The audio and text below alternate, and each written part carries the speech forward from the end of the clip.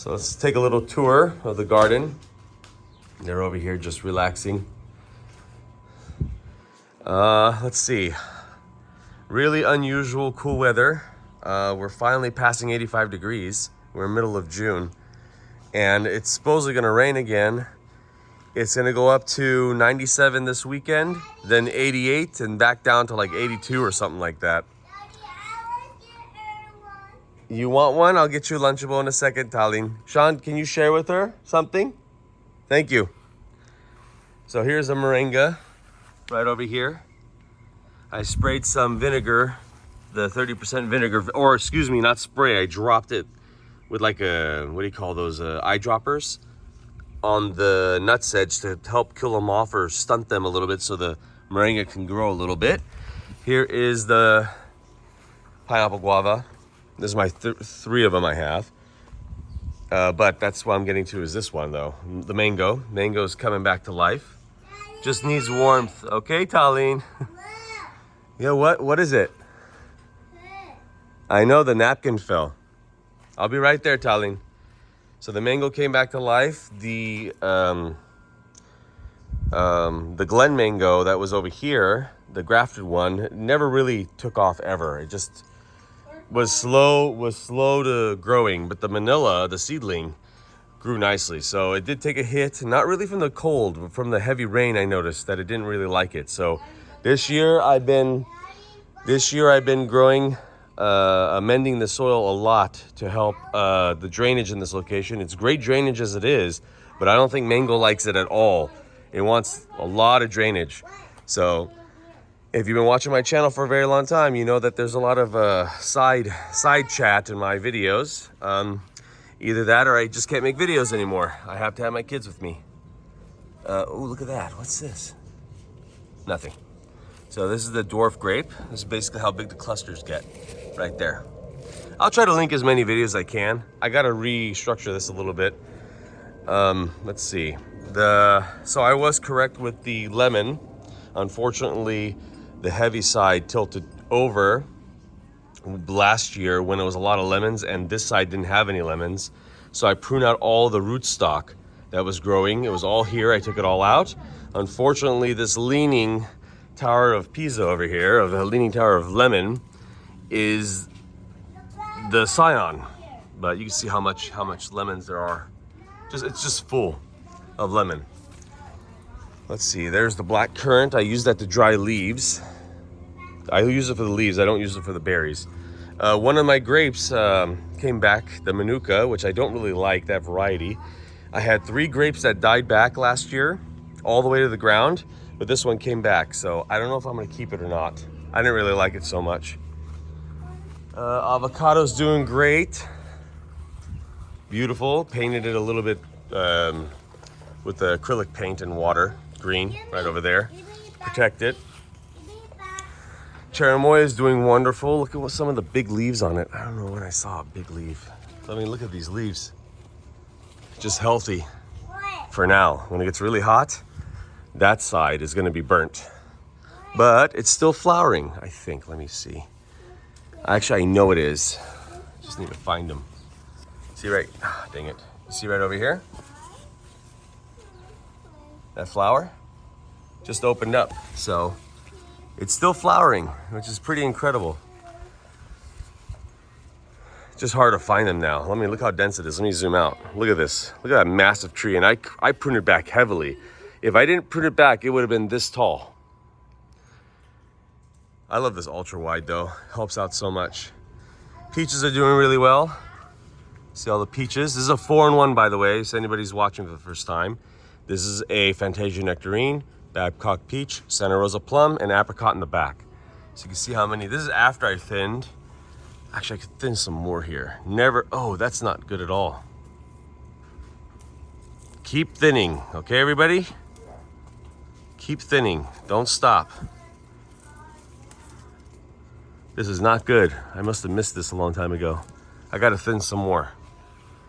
Keep thinning, okay? So this is the nectarine. This is where it had, with the heavy rain we had, it had the peach leaf curl really bad on this nectarine. So you can see there's a nectarine, the peach. Dang, I got a spider web right in my mouth. The plum, Santa Rosa plum, you can see it. And the apricot, all in one. Now I hate, and you can see right here why I hate it. I hate this variety of apricot. I wish I could change the graft. There's a hole in this variety. This is the Balaam. There's a hole in the bottom of them. You can see how they become. And they just get attacked by bugs. And it'll just rot out from the center. You see this one over here? They just get attacked by bugs from into the center. But, you know, what am I gonna do? I don't know. Take out all this just because of that? I don't know, we'll find out. All right, let's keep going. Oh, they went inside. Well, no wonder it was so quiet. Olives are doing great. Full of olives. Anisis up. See if I get a good focus on that. Beautiful. The flat peach, donut peach. Probably after thinning, I should thin this too. That's not good. Never have two peaches that look like this, ever. Throw it over there. And Lulu, we got a new neighbor and they have a little doggy. So you can see all the peaches here. Ultra wide it maybe help you guys out. The color's there. Oops, sorry. The color's there, but the taste isn't. It's nowhere near ready. And this, I can't judge it this year. It's too cool. The weather's too nice. And that's great for us, but not great if you're trying to grow especially a lot of fruit. You see how much fruit? I would guess maybe 400 this year. Probably more. And I thinned like crazy. The Subel sapote, every year it gets a little black death on it. I think it may be anthracnose. Attacks all the fruit. But finally, I've had this fruit before. It's delicious. Finally, we're getting some fruit. You can see right here, but I don't know. Maybe it might not make it. Here's the Santa Rosa plum, another one. This is the weeping. You can see how it weeps. The weeping attribute of the tree. You can see how much fruit on this tree. Let me zoom out for you. Look at all that. I don't really thin plums, really, because they fall to the ground. You see all that? Isn't that amazing? This is what Genetic looks like. Sour Persian, green sour Persian plum. They become really sweet and yellow. This is eaten unripe. But this tastes kind of okay. It's just really sweet. The way you could eat it like this. I don't like it. And many others don't as well. This is Talline's peach when she was born. It's a yellow peach.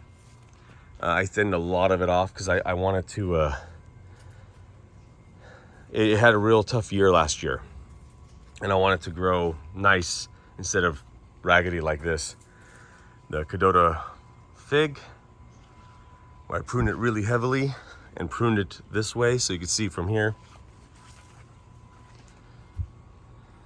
how it's pruned like this. So I keep everything short, don't have to climb anything, and a lot of good figs. There'll probably be about maybe 100 figs on this tree. You can see more in there. Let's see, the grapes are doing okay. Concord's doing okay. This is the Flavor Delight, the Flavor Grenade Aprium. A lot of them on here, and I get asked all the time, how come you don't thin these fruit? I don't thin plums or pluots really, because they fall to the ground when you need them to, or when they do for themselves. They just fall to the ground. They just thin themselves out. But if you need to thin it out, I don't thin by hand. I don't have time for that. Just grab a branch and shake. Everything that fell, that was about maybe 10 of them, they weren't gonna hang on till till maturity. So just grab the limb, shake. You see how many? That was probably 30. Done. You don't have to do nothing. Still producing new leaves, the grapes. I try my best to keep it out of the neighbors. Concord. Beautiful. A lot of production this year on this one. Hey, Lulu. Let's see, loquat, doing really nice. Trying to keep this height. Norashkar. Apples are not doing so well. I'll go over there right now. Barbados cherry is doing well. Hopefully this year I'll get a lot more cherries off this. But the apples aren't doing well. Again, I should have listened to that old gardener friend of mine, rest in peace, that taught me a lot. Not one of the elder gardeners that taught me a lot, not the only one. But told me, I mentioned, hey, I'm gonna plant apples. You wanna plant an apple tree? Want me to help you? Because he had problems planting, like he was getting older, digging into the ground and stuff. And he goes, oh, no, never plant an apple tree, don't. He goes, you're gonna regret it. You're gonna be spraying it the rest of your life. Look at this one, all dead. He goes, they have so many problems, especially if they're not in your area, if they're not native, you know? I got some, not much. And, you know, I was younger, ornery. I kind of had the attitude of, and I still do, of I'll prove you wrong. I'll make the apples grow. Oh, this is almost, what is it, 6 years in the ground, these two at least. And I have another one over there. Then I have this, you know, Saving Grace Liberty, hopefully, because it's, you know, supposedly the no spray variety. It liberates you, liberty from spraying. That's why it's named Liberty. At least that's what I read. But he was right. He goes, this is ridiculous. I almost thought about this year, cutting it, diesel and salt on the base to kill the trees.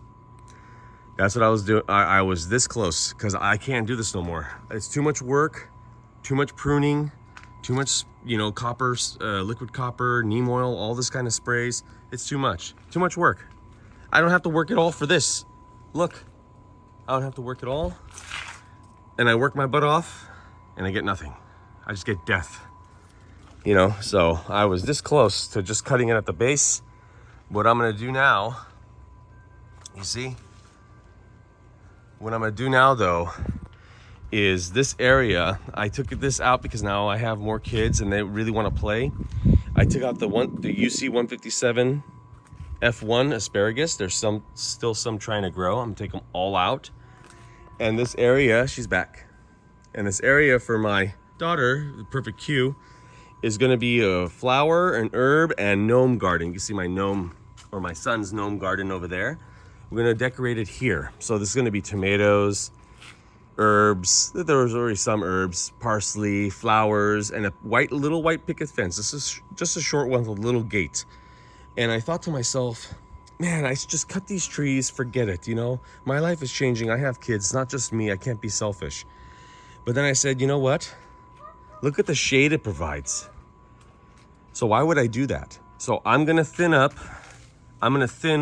if you follow my hand now, I'm gonna thin all the way up here, all those branches and leaves, and only keep the top portion and heavily prune them and then bend them like this right here and bend this like this, connect them, and it's gonna be a gazebo of apple flowers and hopefully apple fruit when I start grafting the Liberty, and apple leaves, and then hanging decorations and lights. So it's going to be a natural gazebo over my daughter's garden area.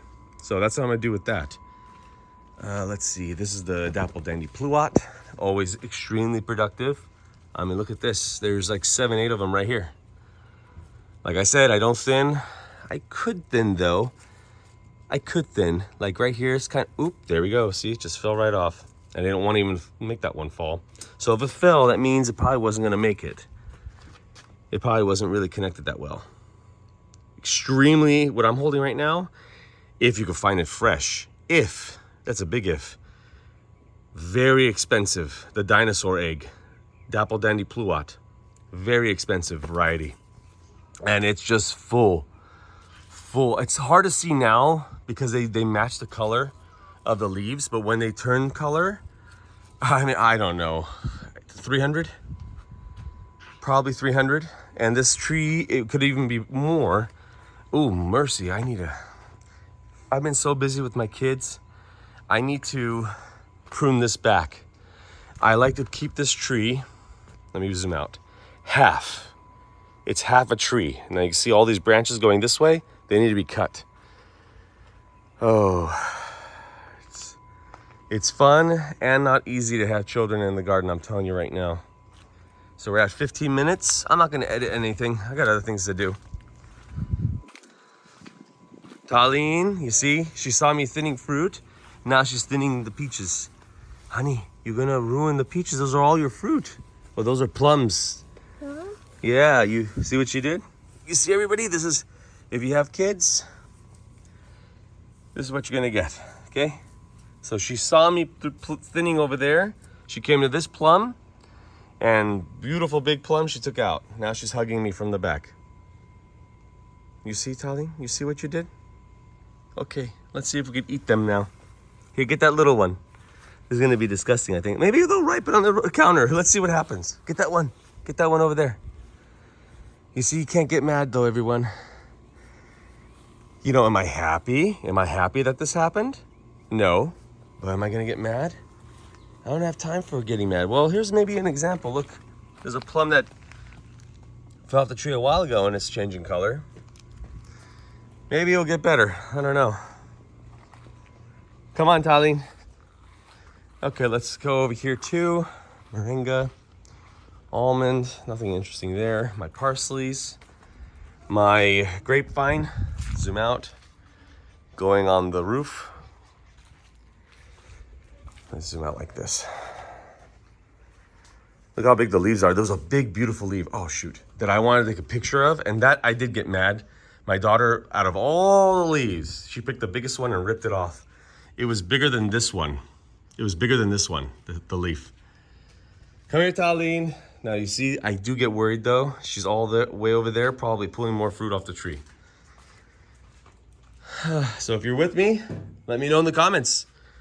Hey, say, I'm with you, Moses. Now way I know you were sticking around for 17 minutes while I try to find my daughter without editing this film.